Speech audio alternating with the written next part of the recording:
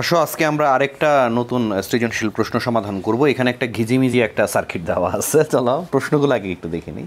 যে নর গেটের সকল ইনপুট একই হলে গেটটি মৌলিক গেট হিসেবে কাজ করে। এটা একটা ক্ষয়ের প্রশ্ন, ক্ষয়ের জন্য এটার সাথে উদ্দীপকের কোনো সম্পর্ক নাই। তো কথাটা কি বললো যে নর গেটের সকল ইনপুট এক হলে, তো আমরা একটা নর গেট বানায় ফেলাইলাম। এখানে একটা ধরো একটা নর গেট আমার আসছে, তো নর গেটটা কেমন হয় যে অরের মাথায় যদি আমরা একটা গোল্লা দিয়ে দিই তাহলে এটা নর হয়ে যায়, ঠিক না?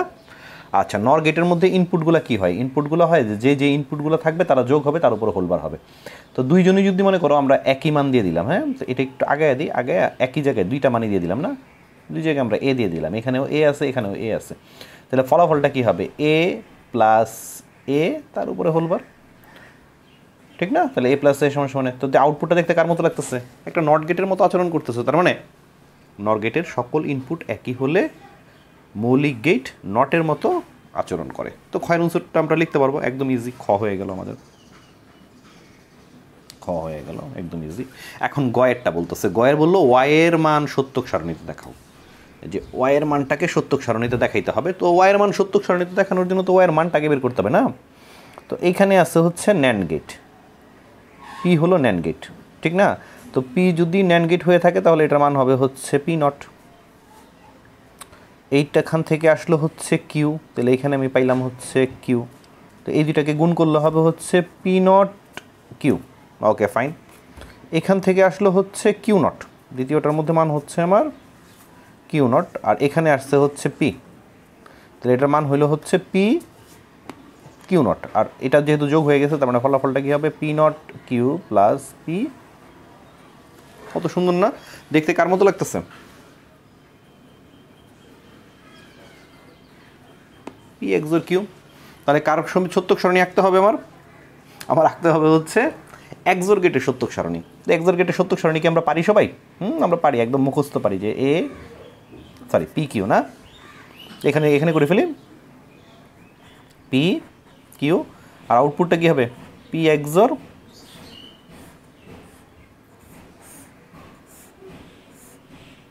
চারটা কম্বিনেশন ধরাই দিলাম, ভেতরেগুলো আমি অন্য কালিতে লিখি না, তাহলে সুবিধা হবে, দেখতে ভালো লাগবে। যে 0 1 0 1 0 0 1 1, ঠিক না? বেজোড় সংখ্যক 1 থাকলে 1 হবে, দুইটা 1 বসাই দিলাম, আর বাকি গুলোতে 0 বসাই দিলাম, হয়ে গেল। গয়ের আনসার হয়ে গেল আমার। একদম ইজি না? কত সহজ প্রশ্ন আসছিল। এবার এইসব প্রশ্ন যদি এবার পরীক্ষায় আসতো তাহলে কত মজা হইতো, ঠিক না? আচ্ছা, তো খ চলে গেল, গ চলে গেল। ওকে, আসো এখন এক্স এর সরলীকৃত মান নর গেটের সাহায্যে বাস্তবায়ন করো। এক্স কোথায় গেল? আমার এক্স হচ্ছে উনি। এক্সের মানটাকে কী করতে হবে? পরে করবো, আগে এক্সের মানটাকে বের করে ফেলি। এক্সের মান কী হয়? যেমন এখান থেকে পি, তাহলে এটা হবে হচ্ছে পি নট, ঠিক না? এখানে কিউ আসলো, তার মানে এটা হচ্ছে কিউ নট। এই দুইটা একসাথে, তাহলে কিউ আর আর, তাহলে এখানে কিউ, এখানে হচ্ছে আর, সবার উপরে একটা হোলবার। তো ওনারা আবার একসাথে যোগ হয়েছে, তো যোগ হন ওনারা, তাহলে P not plus Q not plus Q আর হোল নট। এই তিনজন তো যোগ হয়েছেন, যোগ হওয়ার পর আবার নর গেটের মধ্যে যোগ হয়েছেন, তার মানে কি হোলবার বসে গেল। তো এখন আমার কী কাজ করতে হবে? ওনাকে সরল করতে হবে। হ্যাঁ, তো ওনাকে সরল করার জন্য আমি আরেকটা কাগজ নিয়ে নিই না, তাহলে আমার জন্য সুবিধা হবে, বেশি ঘিজিমিজি হয়ে যাচ্ছে জায়গাটা। তো এই মানটাকে আমি সরল করলাম। তো চলো এটা এখানে সরল করে ফেলি, দেখা যাচ্ছে তো না? তো এটাকে সরল করতে চাইলে প্রথমে তো ডি মর্গান দিয়ে ভাগ করে ফেলতে হবে না? তো ভাগ করে ফেলি চলো। তো পি এর উপরে দুইটা নট ইন্টু কিউর উপরে দুইটা নট ইন্টু কিউ আর কথাটার উপরে দুইটা নট। কোনো কিছুর উপর দুইটা নট থাকলে তার নট থাকবে না, ঠিক না? পি কিউ কিউ আর, দুইটা কিউ মিলে একটা কিউ হয়ে গেলো, তাহলে পি কিউ আর তো কিছু পাচ্ছি না। এখন এই যে সরল করে তুমি বের করলা, সরলীকৃত মানটা তুমি বের করলা, এই সরলীকৃত মানটা তোমার কী দিয়ে দেখাইতে হবে? নট দিয়ে বাস্তবায়ন করতে হবে। তাহলে নট দিয়ে বাস্তবায়ন করবো, নট দিয়ে আমরা কী গেট বাস্তবায়ন করবো?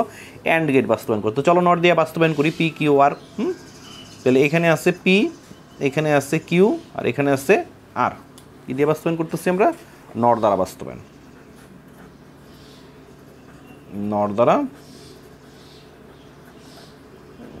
বাস্তবায়ন। এখানে আছে পি, এখানে আছে কিউ, আর এখানে আছে আর অ্যান্ড গেটের ক্ষেত্রে আমরা কি জানি, আলাদাভাবে নর, পি কিউ, অ্যান্ডের ক্ষেত্রে আমরা কি জানি, আলাদাভাবে নর, তারপরে একসাথে নর। তো সবগুলোর আবার একসাথে নর করতে হবে। এই টেকনিকটা মনে রাখতে হবে যে নর দ্বারা কিভাবে অ্যান্ড বানাইতে হয়, একসাথে আলাদাভাবে নর, একসাথে নর। তো নর দিয়ে দিলাম, তাহলে মানটা হয়ে যাবে। তো দেখি মানটা হয়েছে কি না। হ্যাঁ, আমি একটু অন্য কালি ব্যবহার করি। তো এটার মান কত হয়ে গেল, পি নট, এটার মান হয়ে গেল কিউ নট, আর এটা আর এটা হয়ে গেল আর নট। তাহলে এখানে কত আসলো, P not plus Q not plus R not, তার উপরে হোলবার। যদি তুমি ভেঙে ফেলাও তাহলে হবে হচ্ছে পির উপরে 2টা নট, কিউর উপরে 2টা নট এবং আর এর উপরে 2টা নট। এটা ডি মর্গান দিয়ে হয়ে গেল। তাহলে পি কিউ আর, সিম্পল। নর গেট দ্বারা তুমি এটা বাস্তবায়ন করে ফেলতে পারলো। তাহলে আমরা একটু রিভাইজ দিয়ে দিই। ক্ষয়ের আনসারটা দেখলাম, হ্যাঁ, যে একই মান যদি 2বার যায় তাহলে এটা কি হয়, নট গেট হয়ে যায়।